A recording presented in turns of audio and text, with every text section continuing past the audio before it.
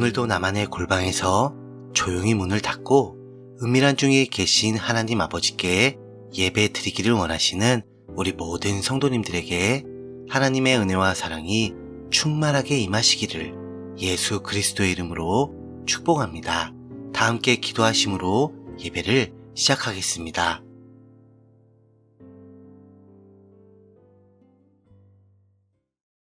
하나님 아버지, 오직 예수님 안에서만 참된 기쁨과 평안이 있음을 전심으로 고백합니다. 죄악으로 가득 찬 이 세상은요, 결코 절대로 저에게 진정한 사랑과 소망을 주지 못한다는 것을 항상 잊지 않도록 제 마음을요, 꼭 붙들어 주세요. 그래서 제가 예수님의 십자가와 부활의 복음을 믿고 의지하며 살아갈 때만이 저를 덮치려는 두려움의 불안과 성난 파도와 같은 고난과 불길처럼 저를 삼키려는 그러한 수많은 재앙 앞에서도 결코 뒤로 물러서지 않는 담대함과 용기를 공급받을 수 있음을 확신합니다. 이처럼 저에게 영생의 천국 소망을 주신 하나님께 영원토록 감사하는 저의 마음을 담아서 드리는 이 예배를요, 제가 아닌 오직 예수님을 통해서만 기쁘게 받아주세요. 예수님 이름으로 기도합니다. 아멘. 다 같이 찬송가 431장 주 안에 기쁨 있네. 찬송가 431장 주 안에 기쁨 있네. 우리 다 함께 찬송하시겠습니다.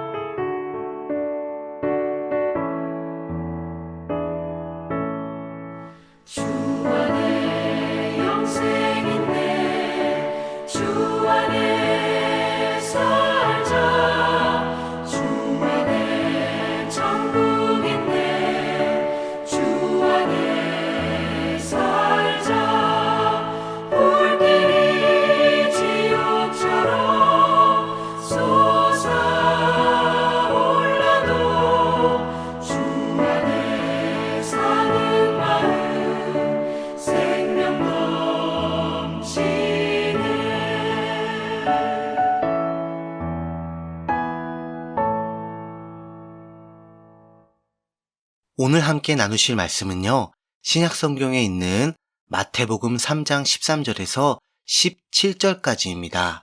제가 가진 성경으로는 신약성경 3페이지가 되겠습니다. 신약성경 마태복음 3장 13절에서 17절까지입니다.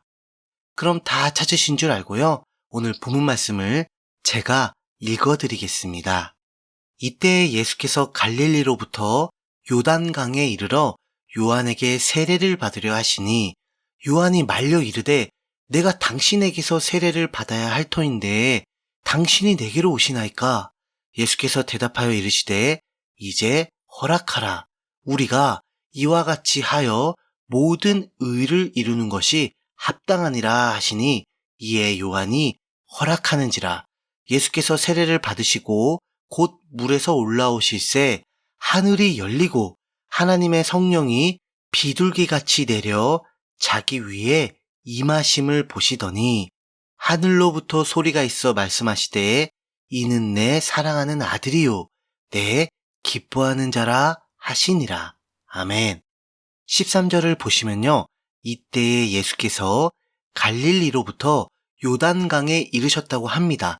그런데 예수님께서 요단강에 오신 이유가 바로 요한에게 세례를 받으려 하시기 위함이었습니다. 그러자 요한이 깜짝 놀라면서 자신에게 세례를 받으시려는 예수님을 굳고 말리죠. 그리고 14절과 같이 이야기를 합니다. 내가 당신에게서 세례를 받아야 할 터인데 당신이 내게로 오시나이까? 라고 말입니다. 왜 그랬을까요?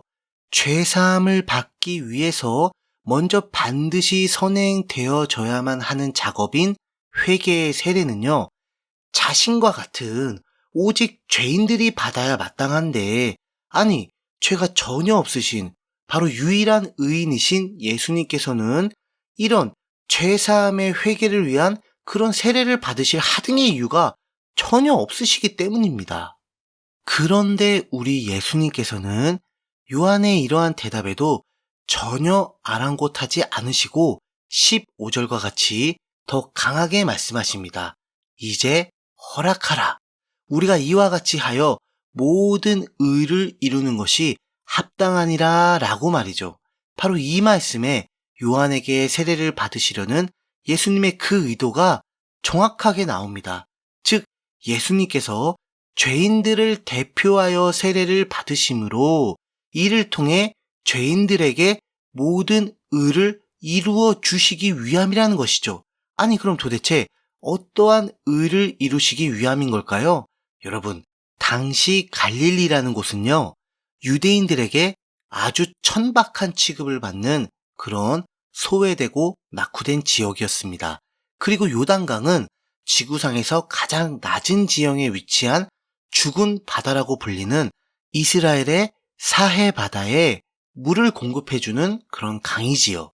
그래서 요단강 역시 가장 낮은 강이라 봐도 무방합니다. 따라서 예수님께서는 가장 천박한 곳에서 가장 낮은 곳으로 이동하신 뒤에 세례를 받으시려는 것인데 이게 과연 무엇을 상징하는 걸까요?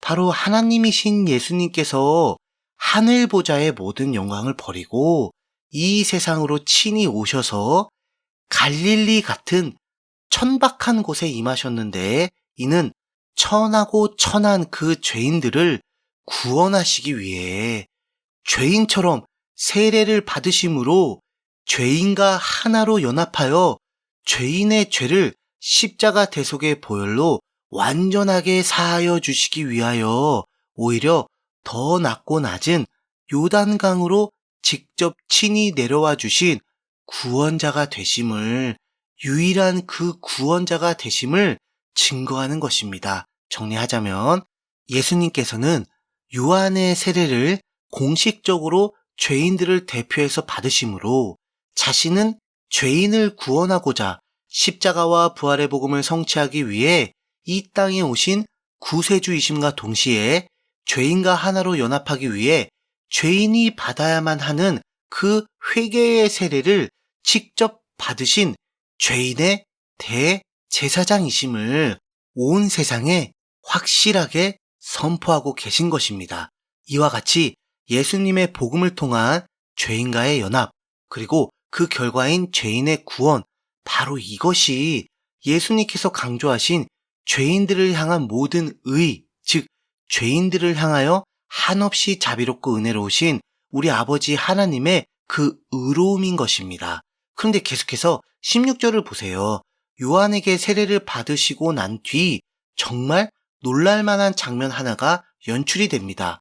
바로 예수님께서 세례를 받으시고 곧 물에서 올라오시니까 하늘이 열리고 하나님의 성령이 비둘기같이 내려 자기 위에 임하십니다. 그리고 곧바로 17절 하늘로부터 소리가 있어 말씀하시되, 그러니까 하나님께서 말씀하시되, 이는 내 사랑하는 아들이요 내 기뻐하는 자라고 하셨습니다. 바로 말씀하신 성부 하나님과 비둘기같이 임하신 성령 하나님이 우리 성자 예수님 안에서 하나로 일체가 되셨습니다. 즉 성삼위일체 하나님을 우리가 두 눈으로 똑똑히 직접 보게 되는 그러한 순간인 것이죠. 그래서 우리는 이렇게 확실하게 고백할 수가 있어요.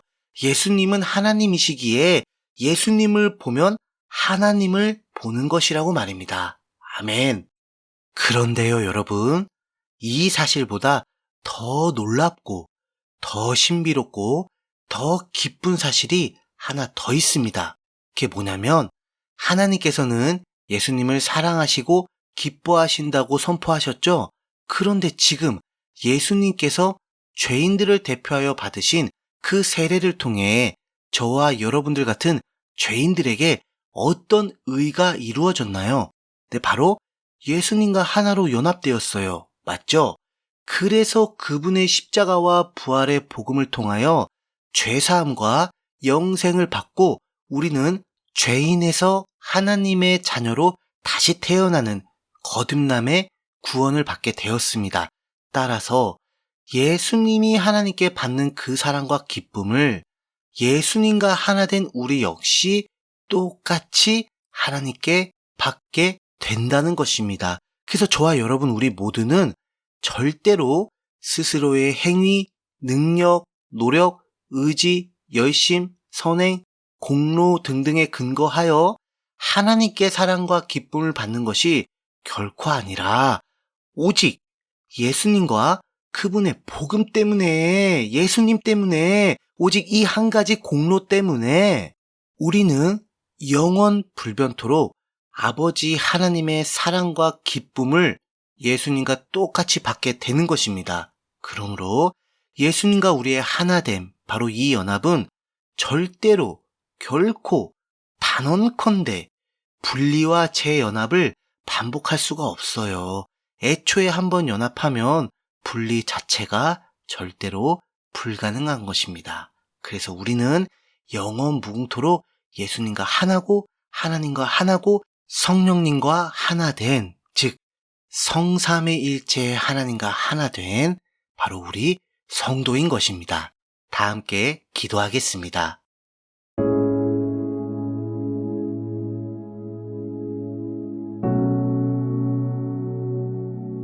하나님 아버지, 제가 아닌 오직 예수님 때문에 하나님께 이렇게 은혜를 받고 사랑을 받게 됨을 정말 무한 감사드립니다. 사실 제가 하나님께 기쁨이 되기는커녕 도리어 근심과 슬픔이 되는 경우가 정말 많잖아요. 그죠, 하나님? 그런데 그럼에도 불구하고 제가 아닌 예수님의 그 공로만을 보시고 저를 결코 포기하지 않으시며 영원토록 붙잡아 주시고 인도해 주시니 하나님 아버지, 이 긍휼과 자비를 제가 어찌 다 갚을 수 있을까요? 오직 예수 십자가만을 붙잡고 예수 이름만을 의지하며 살아가겠습니다. 예수님 이름으로 기도합니다. 아멘. 각자의 기도 제목을 가지고 하나님께 자유롭게 기도하시면서 예배를 마치시길 바랍니다.